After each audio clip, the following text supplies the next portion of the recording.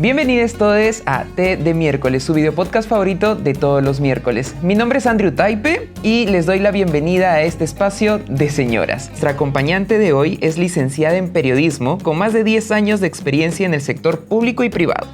Está ligada a diferentes ámbitos de las comunicaciones y es capacitadora en temas LGTBIQ+, para distintas instituciones. Pido un fuerte aplauso para Gianna Camacho. ¡Bienvenida! ¿Cómo están? ¿Qué tal? Buenas noches, buenos días, buenas tardes, el momento en que estén viendo esta entrevista. Más bien, gracias por darte el tiempo, Gianna, por acompañarnos. Va a ser muy especial esta entrevista también para nosotros. Antes de iniciar con el tema, vamos a dar un poco de contexto de lo que vamos a conversar hoy. ¿Alguna vez han escuchado el término "se solicita buena presencia"? O quizás también les han preguntado en una entrevista si es que están embarazadas, casadas. ¿Te han observado quizás de pies a cabeza antes de ingresar a una empresa donde postulas? En muchas instituciones aún existen sesgos para la contratación de personas. Esto, ahora, hay que sumarle que te rechacen por tu identidad, porque no te ven como te muestran en tu DNI. Esto es una realidad que sucede mucho en la comunidad trans y que viven día a día. Es por eso que hoy hablaremos sobre el acceso a un trabajo digno y la realidad en el Perú. Empecemos con nuestro conocido ya sorbito de sabiduría para empezar a hablar del tema. ¿Sí? Hacemos un chin chin. Bueno. Salud. Voy a poder tomar el té durante la entrevista. Sí, claro. Cuando quieras. Preguntar. Aquí eres libre. Y con este sorbito de sabiduría, me gustaría preguntarte, Gianna, ¿cuál es la realidad de la comunidad trans actualmente cuando hablamos de empleo? Bueno, la realidad de las mujeres y hombres trans en nuestro país es limitada. Y esta es una cadena, ¿no? Una cadena de vulneraciones que empieza no en el momento en que buscas trabajo, sino desde mucho antes, ¿no? Las mujeres trans, por ejemplo, en el 50% de la población de mujeres trans abandona sus estudios en todo nivel, ¿no? Entonces, incluido el colegio. Es decir, tienes a un 50% de nosotras que ni siquiera tiene secundaria completa. Entonces, ahí empieza esta vulneración educativa que por supuesto luego te hace, porque ya sabemos qué pasa en nuestro país cuando una persona no tiene secundaria completa, ¿no? Las oportunidades se limitan y las posibilidades de que salgas adelante se limitan. Entonces, si le agregas que esta ciudadana no tiene secundaria completa y además es una mujer trans, va a recibir triple vulneración por parte del Estado, de la sociedad, ¿no? Entonces, y por supuesto la hace inelegible, ¿no? Porque alguien sin secundaria completa pues no está capacitada número uno, para poder estudiar algo superior, porque te piden como prerequisito acabar el colegio. Entonces, mucho menos para estudiar en una universidad, ¿no? Entonces, eso es por un lado la realidad de algunas, ¿no? Y para la realidad de otras que han llegado a terminar el colegio, etcétera, es que les ponen las trabas que tú mencionabas, ¿no? El tema de la apariencia, la expresión de género y la identidad de género de las personas, ¿no? Entonces, eso es algo de todos los días y creo que es triste escuchar que te digan que no te pueden contratar porque das mal aspecto, das mala imagen, ahuyentas a la clientela, ¿no? En una empresa. Entonces, ¿qué puedes hacer contra esos argumentos, no? Porque quizás alguien te dice, ¿sabes qué? Que lo que le suele pasar a los practicantes, ¿no? Te falta experiencia. Pero te están diciendo que eventualmente podrían contratarte. Pero a nosotras, por ser como somos, por ver cómo nos vemos, por tener la voz que tenemos, la cara que tenemos o el aspecto que tenemos, no nos dan trabajo. Entonces, contra esos argumentos o contra esa postura, no hemos encontrado todavía la manera de salir adelante. Solamente el tema de educación y capacitación. Claro. Y hablando un poco más de ti, ¿cómo fue tu proceso en cuanto a formación laboral cuando iniciaste tu transición? ¿Qué tuviste que pasar? ¿Qué pasó? A mí me gusta siempre hacer como que un disclaimer, ¿no? Porque mi realidad como mujer trans aquí en Perú es distinta y no representa a la mayoría de mujeres trans en mi país. Ojalá y algún día, así como yo, haya miles ¿no? Millones, si es posible, de personas trans, ¿no? Pero en mi caso, eso me gusta dejarlo en claro para que después no diga, ah, mira cómo ella sí trabaja, sale adelante y tienes todo y como el resto no. Porque ha pasado que han comparado mi realidad con la de otras compañeras y mi realidad y mi experiencia personal es muy distinta porque yo no estudié en la universidad ya transicionada o ya habiendo transicionado, ¿no? O sea, yo estudié la universidad sin transicionar, ¿no? Y yo transiciono después, o sea, después que tuve mi título y mi cartón, pude transicionar. Ahora, esta decisión tampoco no fue suerte ni moneda al aire. Yo la planifiqué así. Yo me siento o me identifico como una mujer desde toda la vida. Entonces, pero también apelando al criterio, yo dije, una de dos, ¿no? O soy como quiero ser, una mujer trans, o soy profesional, porque las dos cosas no se pueden aquí en el Perú. Y recuerdo incluso que eso lo comenté a unas amigas trans travestis que le llamamos en esa época cuando jugábamos vóley, ¿no? Que era adolescente y ellas eran mayores. Y me decían, tú vas a ser travesti, tú vas a ser travesti. Y yo decía, pero ¿por qué? No, bueno, no se equivocaron. Y Veían el futuro, creo. sí, y ellas me decían que deje el colegio, porque cuando mi familia se dé cuenta que era trans, me van a votar. Y yo recuerdo que les decía así y les decía, no, es que yo quiero ir a la universidad. Y ellas se mataban de la risa. Ja, ja, ja, mira esta como que ilusa, ¿no? Porque pues, y me decían, a ver, dame el nombre de una travesti que hay en la universidad. Yo estoy hablando del 2001, del 2002, aprox. Y por supuesto en esa época no había pues no teníamos ni un referente, ninguna había de la universidad. Y decían, ya ves, ninguna de la universidad, ¿y tú por qué vas a ser la primera, no? Y era como que, pues tienes razón, ¿no? Soy de barrio, de bajos recursos, o sea, no tengo nada especial, la verdad. O sea, nada especial para hacer algo distinto que el resto o cambiar que al resto, ¿no?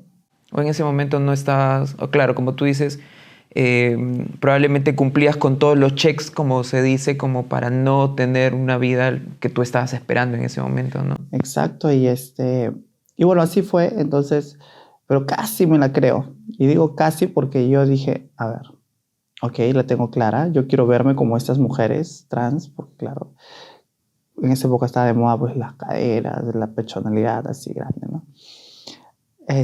Pero no me quiero dedicar a lo que ellas se dedican. O sea, yo quiero ser periodista, esa era mi vocación. Y eventualmente tuve que escoger entre ser periodista o ser una mujer. Y yo en ese momento decidí y elegí ser periodista. O sea, preferí estudiar antes que ser quien yo era. Esa decisión que la tomé con 15 años antes de acabar el colegio fue la que marcó toda mi vida hasta el día de hoy. Y a veces cuando yo veo retrospectiva digo, con 15 años, ¿cómo pude? Porque yo planifiqué mi vida y dije, a ver, en esa época no era muy buena relación con mis papás, porque ya mi expresión de género era muy amanerada, etc. Ya de por sí me causaba problemas.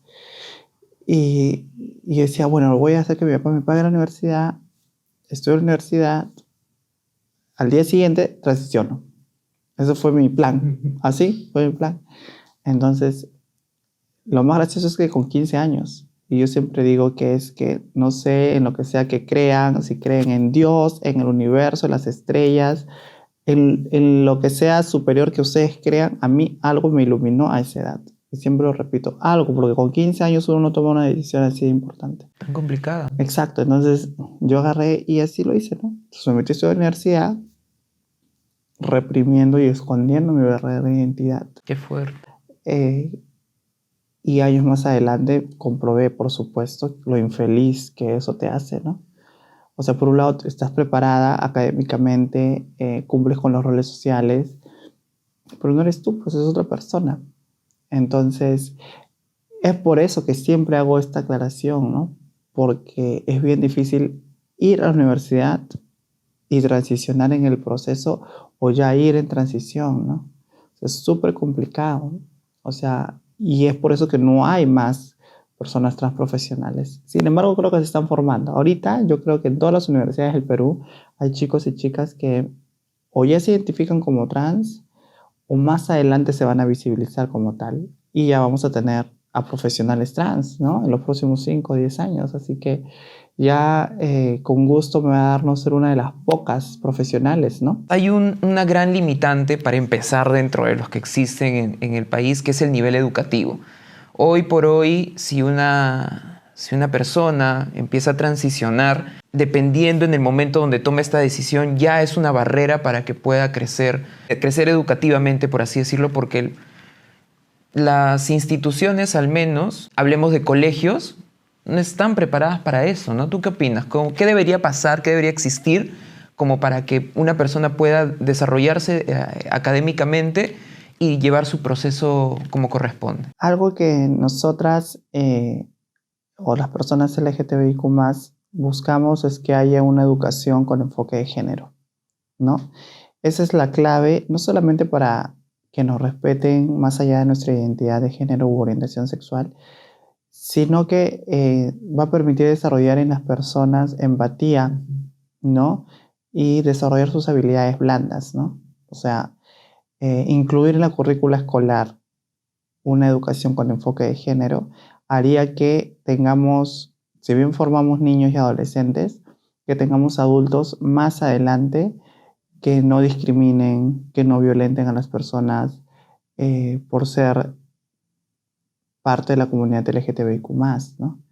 Entonces esa es la clave. Yo, mira, si bien es cierto, si te das cuenta, la diferencia que tengo yo con miles de mis compañeras trans es una única palabra: educación. Yo tuve la oportunidad de estudiar. Eso marcó la diferencia de mi vida y yo sigo creyendo que la educación es el arma más poderosa para cambiar el mundo, ¿no? Como decía Nelson Mandela. Entonces, para mí la educación es la base de todo. En todo nivel, la educación marca la diferencia en la vida de las personas. Y en el caso de hablar de inclusión, igualdad y respeto por el prójimo, es una educación con enfoque de género lo que necesitamos. Que es básicamente que entiendan la diversidad, ¿no? Porque existen ahora posiciones, controversias, donde asumen que el enfoque de género es aperturar a otros temas que no al caso, pero es básicamente entender la diversidad, entender que existen distintos tipos de amar, ¿no? Distintas expresiones de género y sobre todo romper esos sesgos, ¿no? Que los niños deben comportarse así, las niñas deben comportarse así, y eso creo que es lo que el arma más fuerte como para entenderlas y entendernos todos, ¿no? O sea, finalmente el enfoque de género es romper estos estereotipos que nos han inculcado tanto tiempo, ¿no? El enfoque de género reduciría y hasta eliminaría, creo yo, las barreras de desigualdad entre las personas, ¿no? A lo largo de la historia y en todas las culturas, en todos los movimientos, cuando se crean jerarquías entre las personas, es donde hay problemas y discriminación, ¿no? Cuando empiezas a decir, yo soy más que tú eres menos que yo, y tú a su vez eres menos que los demás. Cuando empezamos a crear jerarquías entre las personas es donde se generan los problemas de desigualdad, porque por supuesto siempre se hacen las cosas para las mayorías, numéricamente hablando. Entonces, el enfoque de género ayudaría a salvar vidas, y no solamente a las personas LGTBIQ+, no solamente a las mujeres, sino también a los hombres, porque le quitaría esa mochila pesada que los hombres tienen que cargar, porque les han inculcado que tienen que ser cabezas de familia, las cabezas del hogar, tienen que cumplir con ciertas expectativas de virilidad para ser aceptados, ¿no? Entonces, los hombres que no cumplen con esas expectativas son relegados, son excluidos. Entonces, el enfoque de género no solo ayuda a personas LGBT o a mujeres, sino también a hombres. Entonces, cuando sean capaces de entender eso, yo creo que estaremos hablando de un cambio a nivel educativo y social. Y también atravesamos otra barrera que son los sesgos, ¿no? Cuando hablamos de la comunidad trans. ¿Qué principales sesgos son urgentes de eliminar cuando hablamos de personas trans? Bueno, esa es una frase que he dicho de vez en cuando, porque a veces es dura y es cruda y a veces no me sale, a veces sí me sale. Pero la población sigue pensando que las mujeres trans o somos putas o somos brutas. O sea, no para ellos no podemos aspirar a más, o por lo menos para la mayoría. Entonces, a nivel laboral o a nivel de ocupaciones, o somos las que está para maquillar, peinar, hacer las uñas, o somos las que está para hacerte reír, graciosas, ¿no? Ocurrentes, chistosas, porque así somos, ocurrentes, graciosas. O en el caso de los hombres, estamos para satisfacer sus necesidades sexuales, ¿no? Entonces, esas son las tres cosas en que a nosotras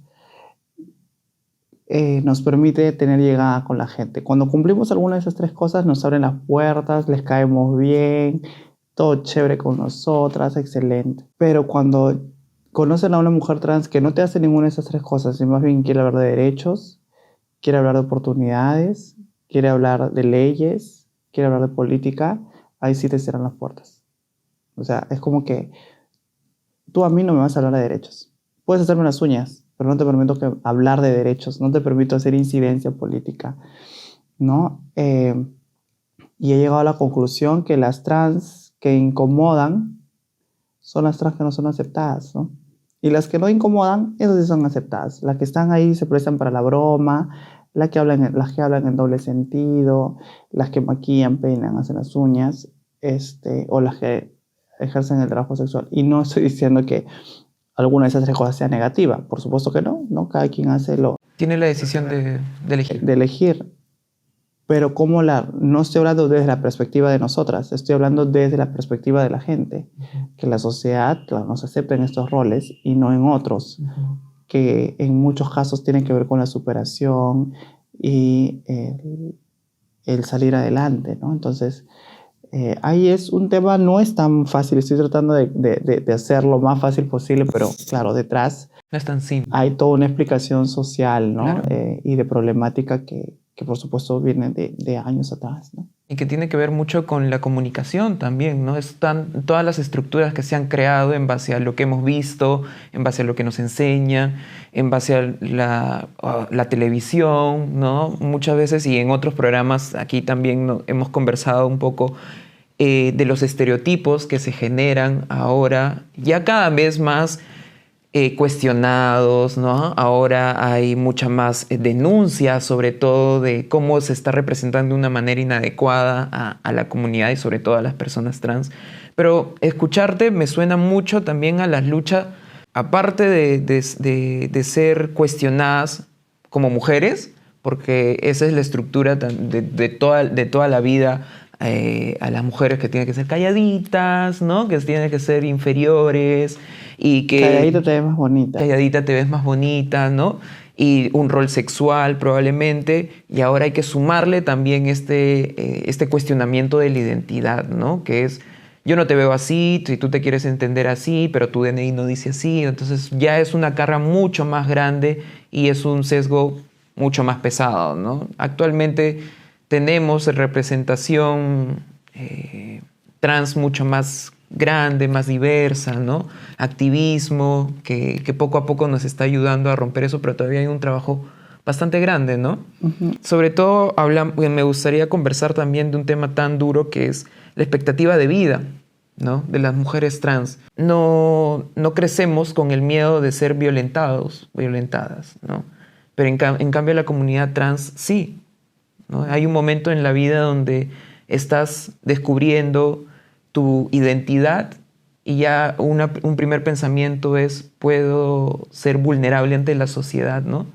¿Te ha pasado? ¿Has escuchado? ¿Qué piensas sobre eso? Creo que yo fui una de las primeras, hace años, que comenzó a mencionar el tema de expectativa de vida de 35 años. Ya luego, hoy en día, si tú lo has escuchado o algo, creo que ha sido por un efecto multiplicador. Copyright ahí.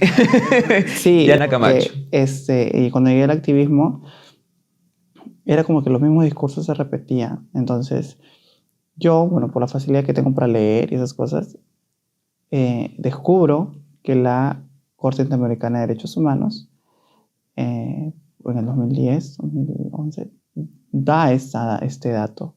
Y se mantuvo ahí como una data más. Y yo recuerdo haber leído ese dato y haber quedado impactada, ¿no? Entonces, cada año que yo cumplía, lo restaba, ¿no? Porque estaba cada vez más cerca de los 35 y estoy a un mes de cumplir 35 años. Y va a ser muy, y me da risa porque, como te digo, yo era la única que repetía.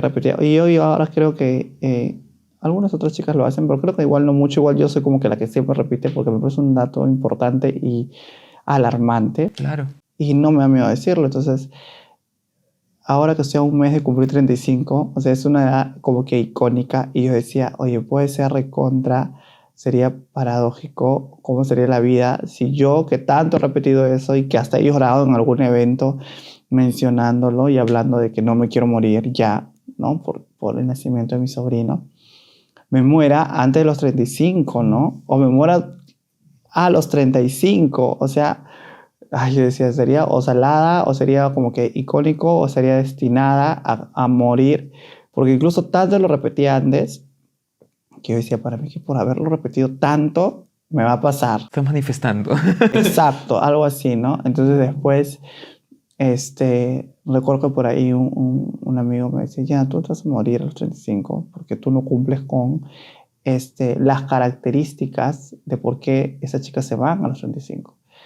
Entonces yo recuerdo que le dije, ¿por qué? A ver, porque la mayoría se va por VIH-Sida. O porque, o por un crimen de odio. Entonces yo le digo, pero número uno, ¿y tú cómo sabes que yo no me vaya a enamorar de un tipo que me violente? ¿No? Porque finalmente, ya, yo soy feminista y yo reconozco las red flags en una relación previa, ¿no? A entrar a una relación tóxica, por ejemplo. Pero ¿qué pasa si me agarra mis 5 minutos y me enamoro? Pues un hombre que eventualmente me va a terminar matando, ¿no? ¿Por qué? Porque en el caso de nosotras, los hombres que son capaces de llevarte de la mano, así como decimos nosotras, conchudamente por la calle, sin importar el que dirán, lamentablemente, en la mayoría de casos son hombres que están ligados a cosas no tan legales, ¿no? Y medias turbias, ¿no? Entonces, están siempre en círculos peligrosos, que lindan incluso con la comisión de delitos, ¿no? En ese ámbito, ahí sí es como que todo, ¿no? Y de poder encima, ¿no? Son personas Exacto. que tienen contactos, movimientos. Exacto. Entonces, quién sabe, yo caigo en la jarra de eso y termino muerta, pues, ¿no? Me termina matando mi pareja. O sea, porque somos seres humanos finalmente y necesitamos estar con personas, necesitamos amar, necesitamos tocar, necesitamos conversar. Entonces, imagínate que yo termine enamorada de un sujeto que termine matándome. O sea, nadie me va a poder decir, oye, pero tú no cumplías con los requisitos para que mueras a los 35, ¿no? ¿No? O quién sabe, y de pronto también me llego a infectar de alguna enfermedad de transmisión sexual y termino quizás con la autoestima tan baja y que no quiero vivir. O sea, pueden ser tantas cosas, porque además la salud mental de nosotras está súper mancillada, ¿no? Imagínate ser la última rueda del coche durante años, durante 30 años de tu vida, que te digan que no vales nada, que tu familia te bote, que tu familia te desprecie, que nadie te quiera, que no tengas pareja, etcétera. ¿Cómo va a llegar una persona a los 30 años de aquí arriba bien? Obviamente que no, y no es porque estemos locas por nuestra identidad, sino porque hemos sido vulneradas tanto tiempo que por supuesto afecta a nuestra salud mental, ¿no? Entonces son varios factores, o sea, no es que como pues me dijeron, ay, tú no cumples con los requisitos para morir a los 25, sí, o sea, igual yo salgo, ¿no? Igual salgo a veces a bailar, salgo a lugares donde hay personas LGBT, yo vengo de barrio, he regresado a vivir a mi barrio después de algunos años, y estoy pues ahí, ¿no? Nada me va a salvar de que yo me cruce y por una esquina de un bar y estén tomando tipos y me vean pasar y sepan que soy trans y estén mareados, drogados o lo que sea y que terminen matándome, ¿no? O tirándome una piedra en la cabeza y terminar muerta así, ¿no? Claro, más allá del hecho de que no cumples con probablemente estos dos factores, ya el hecho de identificarte como una mujer trans o ser una mujer trans ya te expone, ¿no? Ya estás expuesta, Exacto, me ya eres pone en vulnerable, riesgo. claro. Wow, 35 años entonces, digamos, según los estudios, es la expectativa de vida de una mujer trans. En esta parte del mundo, ¿no? De acuerdo a la Corte Interamericana de Derechos Humanos. Entonces es ya de por sí es un golpe bastante fuerte si tú estás transicionando, ¿no? Imaginemos muchas de las personas que nos pueden escuchar o nos pueden ver y están pasando por este proceso. Debe ser un golpe muy duro para ellas entender o tener este dato que puede ser tan complejo, ¿no? Que es importante también tenerlo en cuenta. No necesariamente por algo que vaya a suceder, como tú dices, no necesariamente tengo que ponerme en mi cabeza de que va a pasar, pero sí es una realidad que tiene que visibilizarse, ¿no? Porque es de ahí donde tienen que tener las instituciones, los representantes tienen que trabajar para eso, ¿no? Si finalmente es por un tema de violencia, hay que trabajar en la seguridad. Si es salud mental, hay que trabajar en la salud mental y todos los demás aristas que deberíamos tener, ¿no? ¿Y cómo tú incides actualmente en las organizaciones en temas de diversidad? ¿Cuál es tu trabajo? ¿Cómo estás manejando tu activismo? Aparte de tu activismo, tu trabajo como representante. Bueno, yo después de estudiar, yo estuve trabajando hasta que ya mi expresión de género no concordaba con la de un chico. Entonces ya me fue difícil, laboralmente hablando, seguir desarrollando mi carrera, ¿no? Entonces en este tiempo que yo decido, también por un tema de autocuidado, porque pude haber seguido metida buscando trabajo y que me siguen cerrando la puerta en la cara en ese momento, no estaba mentalmente preparada para seguir recogiendo tantos nos o recibiendo tantos nos. Y es ahí donde, después de pasar un tiempo en peluquería, que recibo la llamada de una amiga y me dice: ¿sabes qué, Yana? No tengo nada en contra de la peluquería, pero tú eres licenciada en periodismo, tienes curso de posgrado, tienes experiencia en comunicaciones, en sector público, privado, en medios, que es una peluquería. Y yo, ¿qué hago? Maquillando y peinando. ¿Estás escuchando? Me decía, le digo, sí. ¿Y tu carrera? Entonces le digo, ¿sabes qué? Ya estoy cansada de estar peleando y que no me den trabajo. Y en la calle no voy a terminar, ¿no? Entonces, me gusta el maquillaje también, me gusta peinar, sí. Y ya, me quiero dedicar a eso. Puedo poner un estudio de maquillaje. O sea, ya yo alucinaba, ¿no? Voy a poner mi salón. O sea, ya, o sea, pero de hambre no me voy a morir, decía yo. Y esta amiga me dijo, todo lo que quieras, eso es lindo, regio, todo. Pero tú has nacido para ser periodista. ¿Te has resignado a dejar de serlo porque la sociedad no quiere o no te da las oportunidades? Y fue como que, ay, no es tan fácil así, ¿no? Bueno, no sé qué. Terminó esa llamada y por supuesto yo en la peluquería pensando, ¿no? Peinando, ¿no? No, estaba sola, recuerdo. O sea, y justamente porque estaba sola sin hacer nada, pensando. Y es como creo que te comenté, ¿no? O sea, no sé si tengo esa capacidad, o creo que todos lo tenemos, de poner tus recuerdos y memorias en un baúl, en tu cerebro, cerrarlo Caja y fuerte. no abrirlo, ¿no? Entonces, recuerdo que ese día, esa llamada me dio la llave para abrir este baúl, donde he puesto todos mis recuerdos como periodista. Pero para mí era como mi pasado, porque ya como Yana no había hecho todo ese trabajo, ¿no? O sea, haber trabajado en televisión, haber trabajado en el Estado, haber trabajado en el sector, todo eso no lo había hecho Yana, lo había hecho otra persona. O sea, para mí no contaba. No existía. Entonces yo decía, o sea, en ese momento cuando te das cuenta de eso, o sea, yo no hice eso, fue otra persona, y al mismo tiempo te das cuenta que fuiste tú, porque todo está acá. Cruzaste, dijiste, ¡ay! Claro, y eso es lo que nos sucede en muchos casos, hasta que encuentras entre que recuerdas y no recuerdas, entre esas dudas y quién soy, cómo hago, qué soy, qué hago. O sea, eso nos pasa, ¿no? Que fue cuando comencé a recordar cada vez que algún jefe me había dado una felicitación por un trabajo que había hecho, o por algún reportaje que había hecho bonito, o alguna nota que había impactado, o por alguna nota periodística que había sido la más compartida, la más leída en las redes de mi trabajo.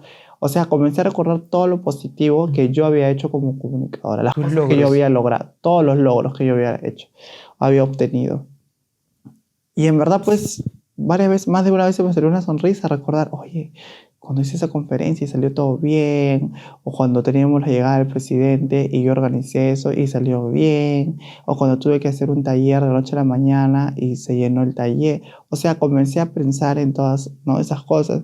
Cuando me fui de viaje a cubrir tal reportaje y salió bacán, como quería. O sea, comencé a recordar todo lo positivo y dije, sí, pues, ¿por qué me he resignado a estar en la peluquería, no?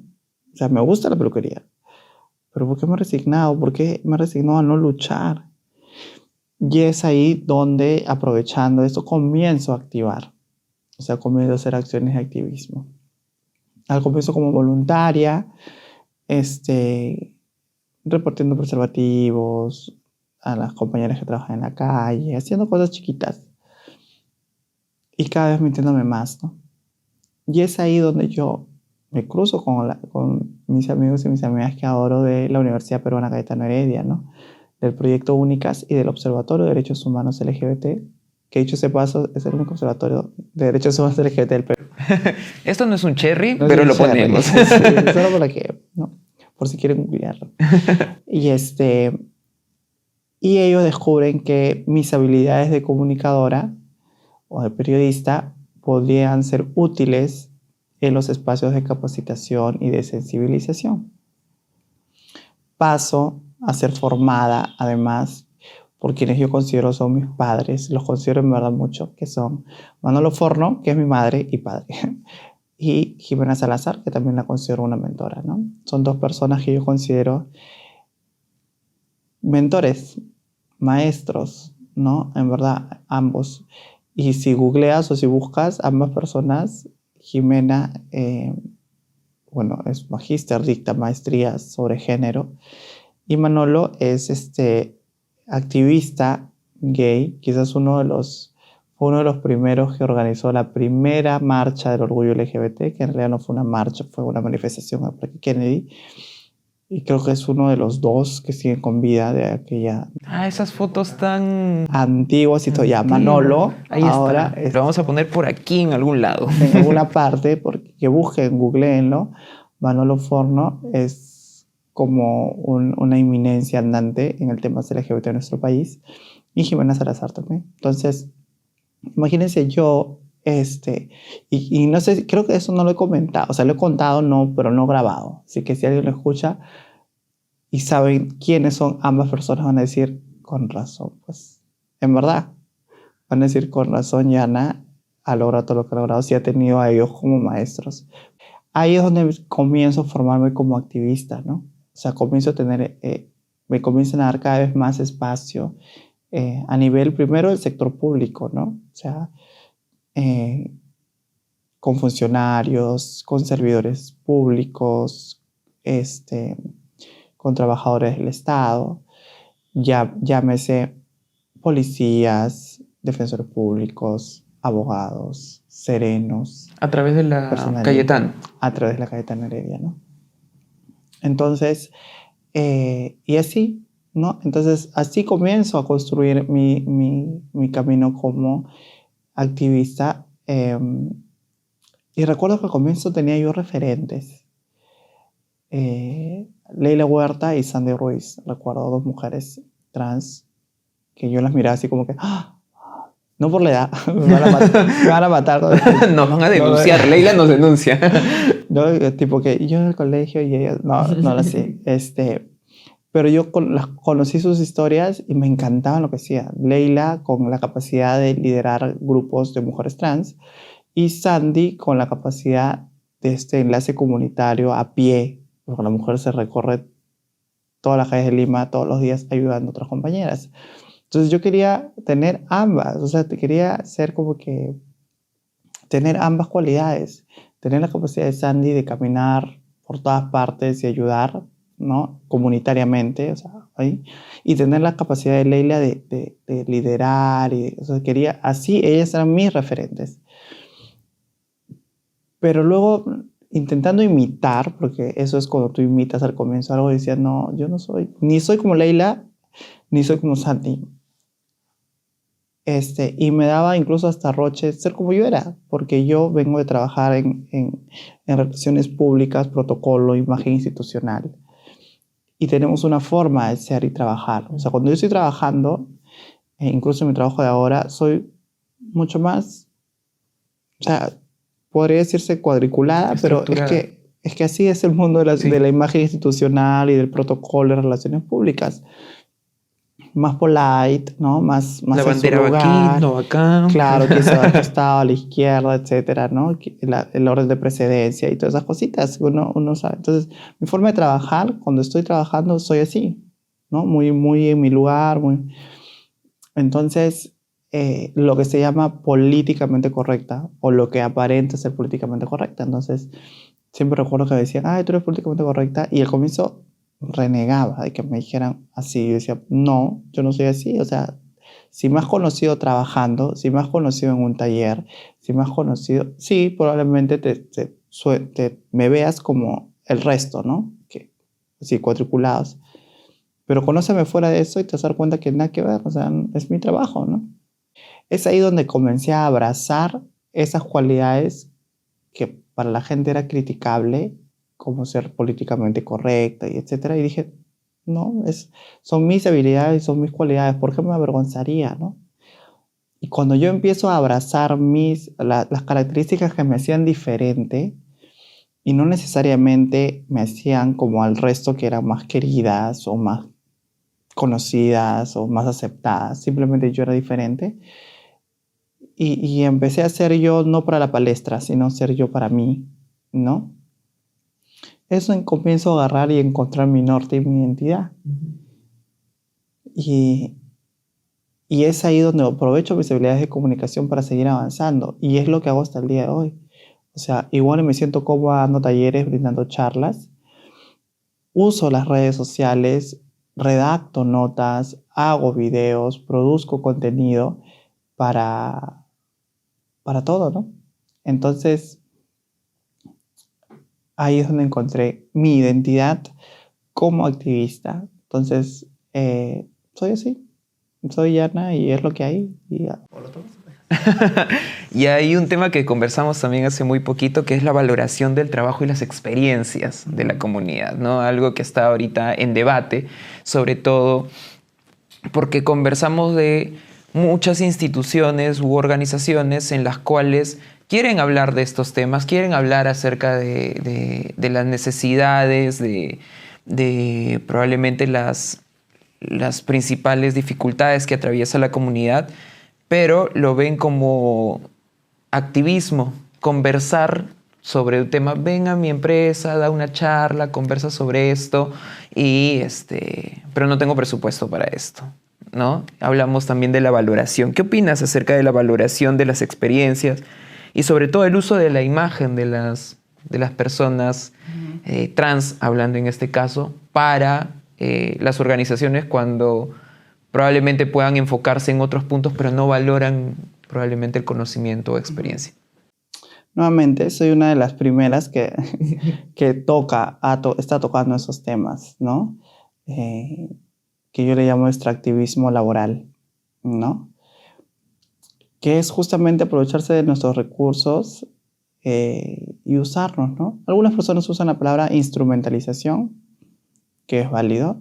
No está dentro de no es las cosas que, o sea, no las promuevo. Yo hablo más de extractivismo laboral, ¿no? O sea, ¿y por qué? Porque quizás como yo sí tengo una carrera,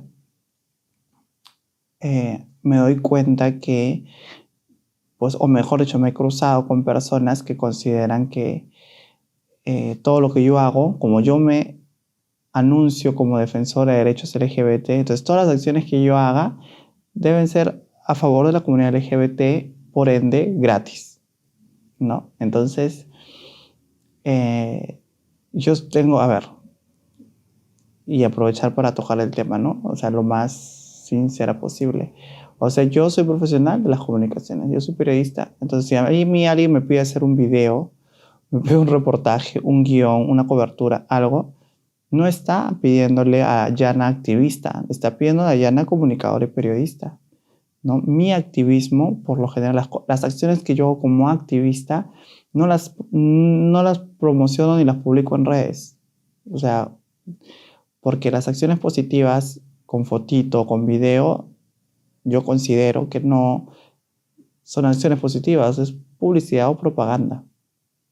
O porque te estás lanzando al Miss, algún certamen de belleza y necesitas hacer una causa social, una obra social y grabarlo, tomarle fotos. O porque te quieres lanzar como política o político y necesitas visibilizar ese trabajo. Ahí, ¿no? Pero yo un montón de cosas, o sea, que no las promociono porque ese es mi activismo.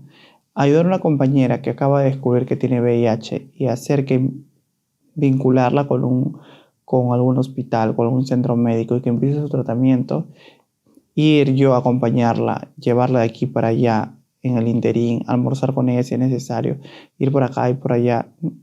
Eso, a mí nadie me paga por hacer eso. O sea, ayudar a mi comunidad es lo que yo hago como activista, ¿no?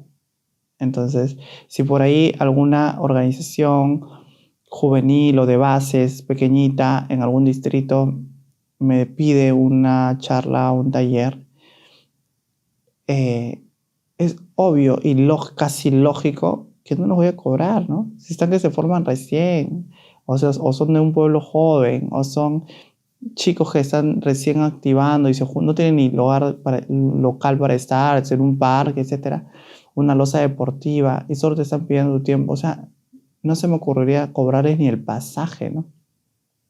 Porque no, pues ya, eso, tirarme un día yendo a conocer, a buscarlos, a dar charlas, a conversar, a compartir conocimiento, compartir experiencia, es mi activismo, ¿no? Ahí, por supuesto, que no estoy pidiendo honorarios ni nada, ¿no? Entonces, sí, la línea es muy delgada cuando eres activista y justo en mi caso, comunicador y periodista, ¿no? Pues de todo lo que yo hago piensan que es. Entonces, hay personas que sí conozco, compañeros de la comunidad trans, que sí pues se sienten más, les molesta más, ¿no? A mí quizás no porque me estoy generando ingresos como comunicador y como periodista, ¿no? Entonces, simplemente les digo que no y ya. Cuando no me siento cómoda con algo, o sea, porque también es cierto, mucha gente dice, Yana, ya sabes que hay que ponerle la cruz a todo el mundo, ¿no? Porque siempre nos utilizan en esto. Ok, sí, coincido con tu pensamiento y todo, pero a mí nadie me va a decir qué hacer. Nadie. O sea, ni mis propios compañeros, que pueden ser que te aconsejen y todo, pero a mí nadie me va a decir qué hacer. O sea, yo no salí del cuadrado social donde te dicen cómo tienes que ser para entrar a otro cuadrado social donde me tienen que decir cómo tengo que ser, ¿no? Entonces, es difícil, sí, es difícil. Y yo creo que los nuevos activistas que se enuncian como tal, ¿no? Porque a mí también se me hace complicado enunciarme como activista. Yo prefiero el término defensora de derechos humanos LGTBIQ+. Es el término con el que yo más cómoda me siento. Pero, digamos, activo, así que soy activista. Los chicos, las chicas, las chiques deben tener cada vez más en cuenta que tienen que ser como ellos son. No hay una fórmula que te dice cómo ser. Quizás hay una fórmula para cómo ser más querida, o más queride, o más querido por el resto. Eso sí, sonríele a todo el mundo, cáele bien a todo el mundo. Como decimos nosotras, Pati, ¿no? Patricia, que le decimos nosotras, o sea, sea así, bien con todo el mundo, mi simpatía y todo el mundo va a querer, ¿no? Pero cuando empiezas a hacer respetar tus pensamientos, estén acorde o no con las mayorías, es donde empiezas a tener tu propia identidad. Y te sientes mejor, ¿no? Porque yo, por ser educada, muchas veces dejo que la gente sea, ¿no? O sea, me curso con gente que tiene perfiles o es conocida por ser media conflictiva, con problemas, o generar problemas. Yo la verdad que, mientras que conmigo no se meta, yo los dejo ser, ¿eh? O sea, yo no es que ay, ya llegó, ya que no sé qué, que no sé cuándo. No, cada quien es como es, la verdad. Entonces, pero sí tenemos que analizarnos, ¿no? Porque puede ser que tú estés en el afán de decir, yo soy así, a quien le guste es bacán y a quien le guste no, en ese afán de querer, yo soy así, puedes violentar a personas, puedes estar cayendo en asumir un rol de el bully de tu grupo, ¿no? Entonces también cuidado con eso, porque no es que porque tú eres así, todo el mundo tiene que aguantar que los violentes, que los insultes, que lo vas a sentir menos, que los minimices, porque eres así, ¿no? Entonces, hay para analizar bastante, ¿no? Claro, finalmente lo que tiene que primar es el respeto, ¿no? Más allá de tu forma de expresarte, tu forma de decir las cosas, siempre tienes que pensar que hay una línea de respeto y de, sobre todo, de empatía probablemente, ¿no? Que no es lo mismo de decir respeto tus opiniones pero no las digas. O sea, finalmente todos tenemos el derecho de expresar lo que pensamos, lo que decimos y cómo lo queremos manejar. Y también la otra persona debería tener el respeto de escucharla, ¿no? Porque finalmente la forma en cómo tú hablas de lo que crees, no estás invadiendo ni nada por el estilo a la otra persona. Ahí hablamos de dos puntos que es finalmente la elección. O sea, una persona puede elegir cómo llevar su activismo, ¿no? Si es que yo lo quiero llevar de una manera, como tú dices, no, cómo valorar su experiencia. Porque finalmente, si, como tú dices, ¿no? Puedes conversar en un grupo de personas, llevar información, apoyo, ayuda, pero también puedes decidir en qué organizaciones, qué lugares quieres estar, ¿no? Y cómo lo quieres manejar. Pero hablamos sobre todo de la valorización, ¿no? Hay un sentido, y esto es un saludo a todas las organizaciones que lo hacen. Yo he trabajado en muchas de ellas y cuando hablamos de iniciativas sobre temas de equidad, diversidad, LGTBIQ+, siempre nos dice, pero empecemos con un taller gratis, conversemos con alguien a ver si quiere venir aquí y quiere dar una charlita de unos minutos, ¿no? Ya minimizan el impacto, las experiencias que puede tener una persona, ¿no? Que es lo que conversábamos a un inicio. Entonces, eso es un llamado de reflexión a que, así como tenemos organizamos eventos donde hay la animadora, el animador y tiene su presupuesto, también debemos valorar las experiencias y sobre todo el trabajo de las personas trans, ¿no? El ir y estar presente, o sea, no es un favor que nos están haciendo, ¿no? O sea, finalmente es un trabajo también, ¿no? Y hay que ser conscientes también sobre eso, ¿no? Claro, bueno, imagínate yo, ¿no? O sea, yo he sido presentadora, moderadora y en varios eventos y varias cosas, ¿no? Pero es justamente eso, quizás al comienzo por uno entusiasta, dices, ya, bacán, ¿no? Como para foguearme, etcétera. Pero cuando ya vas a ser parte de tu trabajo y vives de eso, pues tienes que cobrar, ¿no? Es tu tiempo, porque uno se prepara además, ¿no? O sea, tú te preparas, te instruyes bien, vas bien leída, fuera de la parte de la movilidad, de tu tiempo, de la producción, también hay que hablarlo, porque pues no te vas a ir con bus y zapatillas a un evento, tienes que arreglarte. O sea, es todo un tema que los que son presentadores, animadores, tienen presupuesto, o sea, cobran por eso, ¿no? Pero claro, nosotros como somos trans, o en mi caso, por ejemplo, como, ay, soy mujer trans y eres activista, entonces todo tengo que ser gratis, ¿no? Como si mi tiempo no valiera. El mensaje acá es que valores nuestro tiempo.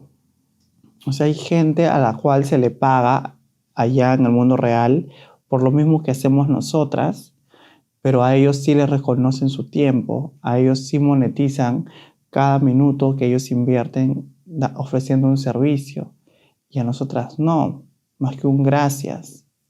Entonces, quien quiere hacerlo gratis también, por supuesto que claro, lo puede tienes hacer. la decisión. Exacto. Finalmente, ¿no? ¿No? Pero ahí viene el tema de, ok, si tú te enuncias como un ciudadano o ciudadana empática con la comunidad, etcétera, ¿cómo al momento de organizar algo no podrías incluir los honorarios de estas personas de la comunidad que tú dices entender y dices promover, ¿no? Entonces hay que ser consecuentes, ¿no? Bueno, es un tema que ya yo creo que cada quien lo debe valorar, lo debe analizar y profundizar, ¿no? Y hay personas que cada vez están alzando más su voz al respecto, ¿no? Qué bueno. ¿Y cuáles son las exigencias de la comunidad trans en temas de empleabilidad actualmente? ¿Cuáles son los puntos en la agenda, por así decirlo? Bueno, primero que nos contraten, ¿no? Porque no podríamos hablar de las exigencias si no estamos trabajando, ¿no? Que haya más empresas e instituciones públicas capacitadas sobre de cómo tratarnos, ¿no? Para empezar. ¿Por qué? Porque, por ejemplo, tú quieres contratar a una mujer trans y que nos ha pasado, ¿ah? Ya, quiero contratar a una gerenta comercial de tienda con 10 años de experiencia, 2 maestrías. Ok. Sí sabes que somos una población en vulnerabilidad.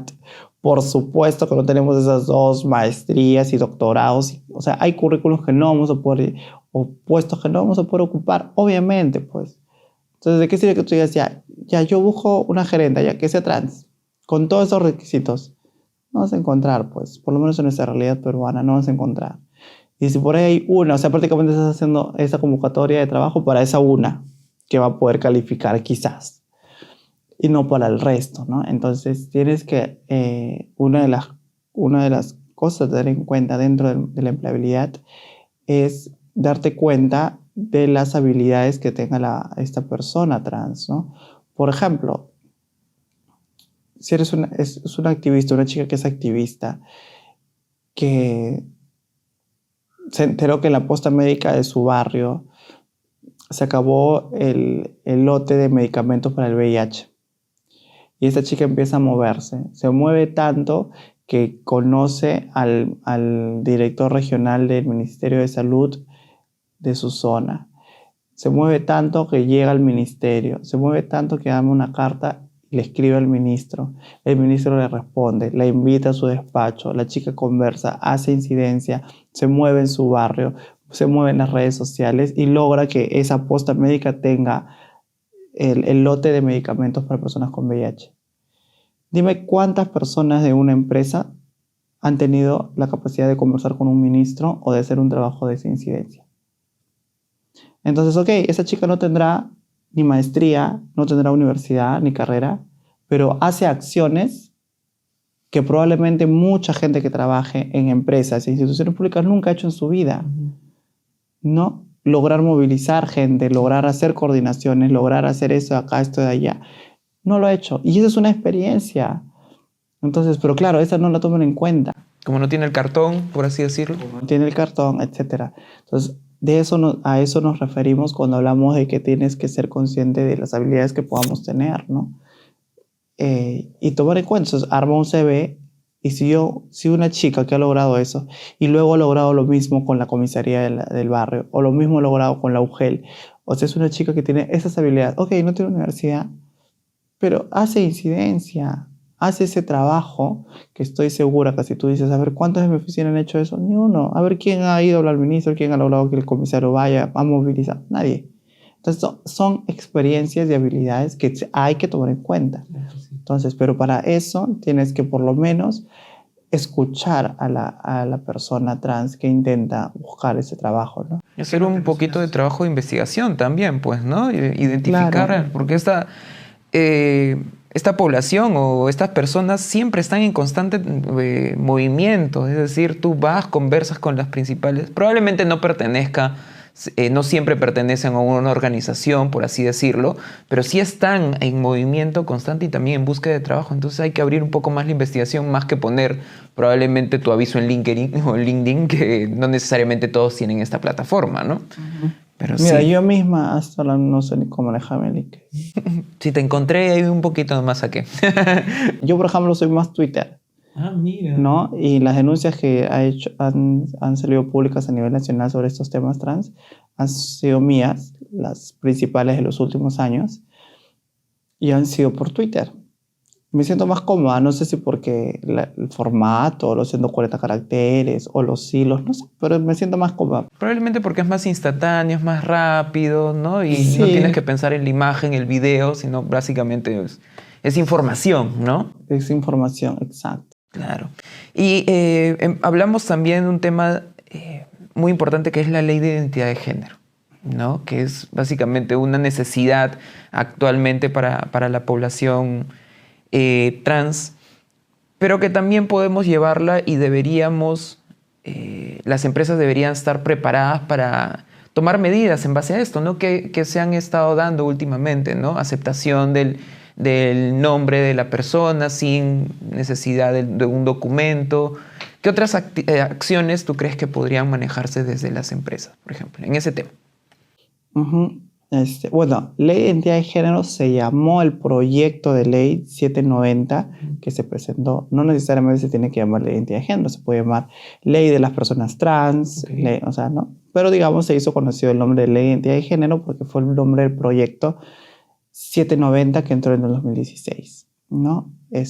Por eso yo cuando hablo a veces de leyes hablo de que debe existir una ley que reconozca la identidad de las personas trans.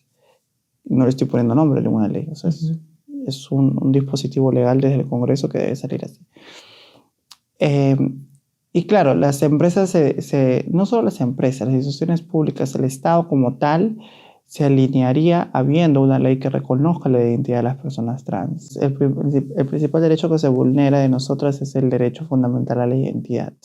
Entonces, al reconocer nuestra identidad, vamos a poder acceder a los demás derechos que están conectadas con la identidad, que es el derecho al trabajo, el derecho a la educación, a la salud, la seguridad, etc., ¿no? Existe también una necesidad de capacitación, ¿no? Como sabemos, no hay acceso a una educación probablemente, o se ha parado en algún momento la educación por la transición. ¿Qué acciones deberían realizarse o qué se está realizando que tú conozcas para ver la capacitación en la comunidad trans? ¿En qué temas? ¿Por dónde deberíamos empezar? Uh-huh. Sí, o sea, actualmente hay ciertos mecanismos internacionales que le recomiendan al Estado peruano capacitar a las autoridades, por lo menos a las autoridades, en temas de el respeto de la identidad de las personas o de su orientación sexual, ¿no? La Corte Interamericana de Derechos Humanos se ha pronunciado al respecto en algunos casos, ¿no?